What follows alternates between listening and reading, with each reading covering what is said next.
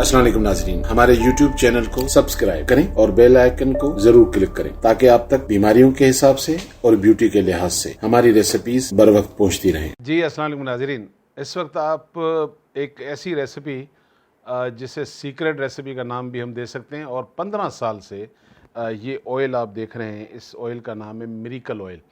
जिनके घरों में मैं समझता हूँ कि थाउजेंड्स ऑफ लोग होंगे आज की तारीख में भी जिनके घरों में ये मौजूद है। अच्छा, ये मैं सच्ची बात है बहुत पहले भी बना सकता था, मैं नहीं इसको बना पाया और शायद एक माँ की रिक्वेस्ट जो पंजाब के किसी गांव से हर वक्त मैसेज करती हैं मेरे स्टाफ को कि डॉक्टर ईसा से कहें कि ये ऑयल बनाएं, मुझे ऑयल सिखाएं। तो मुझे ये पता था कि वो इसको बनाना मुश्किल है। मुश्किल इसलिए है, उसको भी मैं बताऊंगा, लेकिन पहले आप ये देखें कि ये इतना ऑयल मशहूर क्यों है। जो लोग फ्रोज़न शोल्डर में चले जाते हैं ये उनके लिए बेस्ट है। घुटनों के अंदर दर्द है, कमर के मामलात हैं, मोहरों के मामलात हैं, आपके जिस्म में कोई जहाँ भी आप हड्डियों में दर्द महसूस करते हैं या आपके ब्लड सर्कुलेशन बॉडी का प्रॉपर नहीं है, तो ये अल्लाह ताला की बहुत बड़ी नेमत है। इसे हमने मिरेकल ऑयल का नाम दिया है। अच्छा, मज़े की बात है जो इसमें चीज़ें डलती हैं वो इतनी लातादाद में आपकी सराउंडिंग में, अगर आप किसी ऐसी जगह रहते हैं जो शहरों से दूर है, मिसाल के तौर पे मैं कराची में रहता हूँ, अगर मैं सुपर हाईवे की तरफ चला जाऊँ तो इतना उगा हुआ है, यानी कि ये देखें, इसको अक कहते हैं।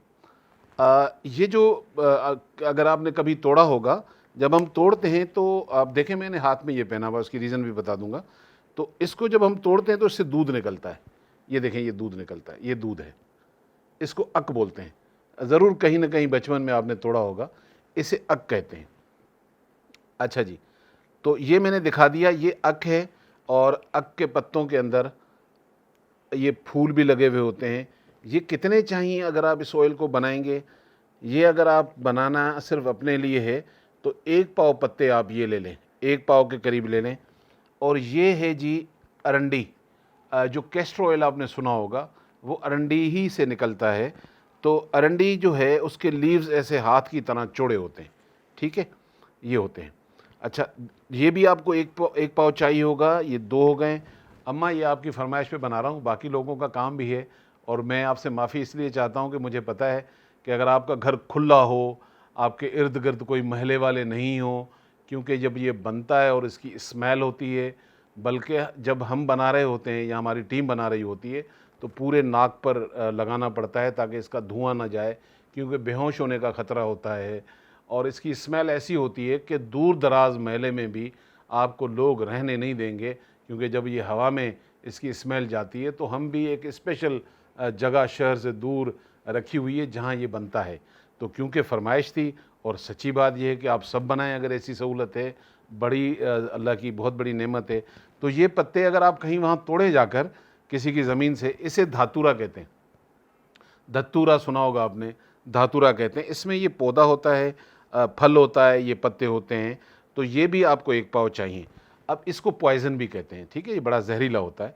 तो आप क्या करते हैं कि इन तीनों पत्तों को 1-1 पाव लेते हैं और आप इसको करते हैं चॉप, ठीक है जी। सपोज मैं बना नहीं रहा हूँ, मैं सिर्फ चाह रहा हूँ कि आपको थोड़ा सा बता दूँ, क्योंकि ये सारी ख़राबी करेगा जब इसको पकाएंगे। तो इसको हमने अभी पकाना नहीं है, लेकिन मैं चाह रहा हूँ तरीका आपको बता दूँ पूरा के पूरा कि आप इसको कंप्लीट अगर करना चाहें तो कैसे अपने घर में या अपनी ऐसी खुली जगह हो तो इसे बना सकें। और आप इसको अच्छी तरह चॉप कर लें, इसके पत्ते, इसके फूल, इसकी डंडियाँ, ये सब काम की। और जहाँ जहाँ ये लगा हुआ है, अगर वहाँ से आप जाकर ये उतारें तो जिसकी ज़मीन पे लगा हुआ होगा वो आपको दुआ देगा कि भाई ले जाओ ले जाओ। यानी कि इतना उगता है हमारे मुल्कों में ऐसी जगहों पे, ये अरबों खरबों रुपए के हैं जो अल्लाह ताला की नेमतें हैं, लेकिन क्योंकि नॉलेज नहीं है और शायद वो ये भी समझ रही हो अम्मा कि वो अपना इल्म देना नहीं चाहता है। मेरी माँ इल्म देने से बहुत ज़्यादा अल्लाह और दे देता है। तो मैं अपनी किसी भी रेसिपी को, किसी भी दवाई को कभी नहीं छुपाता और बना इसलिए नहीं रहा था कि गलती से किसी ने ऐसी जगह बना लिया तो पता चला लेने के देने पड़ गए, इससे तबीयत ख़राब होने के अंदेशे होते हैं।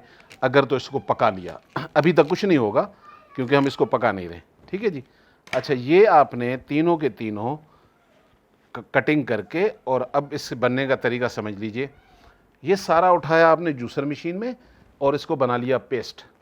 अब आपका ये पेस्ट तैयार हो गया, पानी की शक्ल में आ जाएगा क्योंकि तीनों लीव्स हैं। तीनों लीव्स का जब ये पानी रेडी हो जाएगा तो अब आपको चाहिए होगी एक पतीली, क्योंकि तीनों एक एक पाव थे, तो अब उस हिसाब से आप पतीली में इसको डालकर और डालेंगे पानी।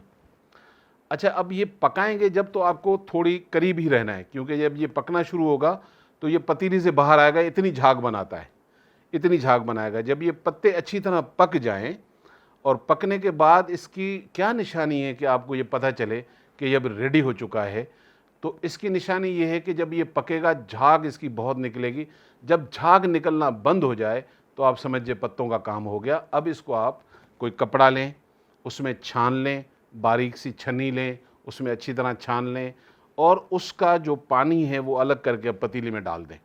तो इसका जो कचरा है उसको आप साइड में कर दें, जो कि बहुत कम बचेगा क्योंकि ये जल चुका होगा इतना पकने के बाद। अच्छा, अब ये पानी लेना है आपने पतीली में। इस पानी के अंदर आपको डालना क्या है, अब ये बड़ी अहम चीज़ है। इसके अंदर आप डालेंगे जी तकरीबन हाफ लीटर जो है, आधा लीटर जो है आप इसमें डालेंगे तिलों का तेल। आधा लीटर आप तिलों का तेल डालेंगे, और तकरीबन आपके पास आधा पाव लौंग होना चाहिए, लौंग का पाउडर करके वो डालेंगे।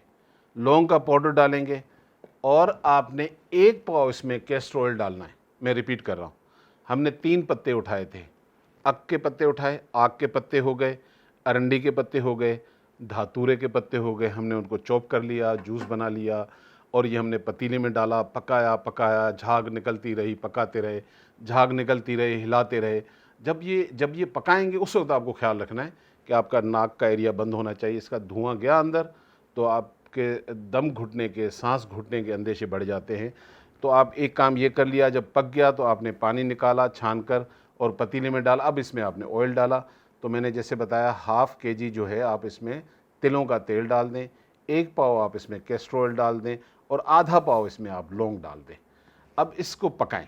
अब अगेन दोबारा ये पकेगा, क्योंकि वो पानी और ये ऑयल जब ये सब पकेगा तो पानी इतना पक जाएगा कि इसमें, और जब आप देखेंगे तो बॉयल करते हुए तो इसमें बबल बनेंगे, बबल बनना शुरू हो जाएंगे, यानी कि वो बबल बनना जब बंद हो जाएंगे तो आपका ऑयल रेडी हो जाएगा।